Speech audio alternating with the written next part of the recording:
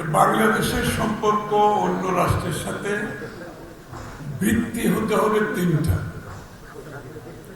একটা হচ্ছে পরস্পর সম্মান বোধ, দ্বিতীয়টা হচ্ছে পরস্পরের স্বার্থ রক্ষার্থে পরস্পরের স্বার্থ রক্ষা, তৃতীয়টা হচ্ছে বাংলাদেশের অভ্যন্তরীণ ব্যাপারে কোনো হস্তক্ষেপ করা চলবে না।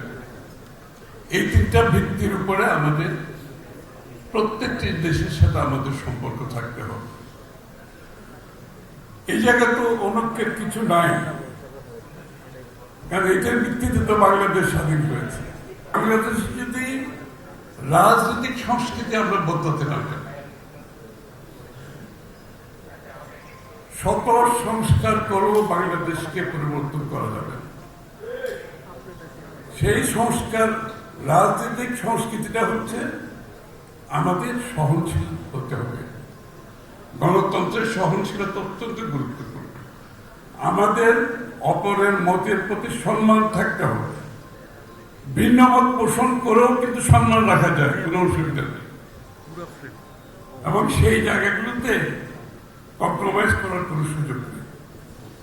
এবং ভিন্ন মত পোষণ করে যদি আমরা একে অপরের প্রতি সম্মান জানাতে পারি, সহাবস্থানের রাজনীতি করতে পারি, তাহলে আমাদের ওই জায়গাগুলোতে ঐক্য রাখতে অসুবিধা হবে না। কিন্তু আমরা যদি রাজনীতিতে আবার সেই কালচার ফিরিয়ে আনি যে অশালীন বক্তব্য, যে আপত্তিকর বক্তব্য এবং চরিত্রহনন, ব্যক্তিগত আক্রমণ, এগুলোর থেকে সরে গিয়ে আমরা যদি আমাদের প্রত্যেকটি দলের যার যার নীতির আদর্শ আছে তার প্রতি আমরা সেই জায়গাগুলো প্রমোট করি এবং সেই জায়গাতে ডিফারেন্স থাকবে, এটা তো আশ্চর্য হওয়ার কিছু নাই।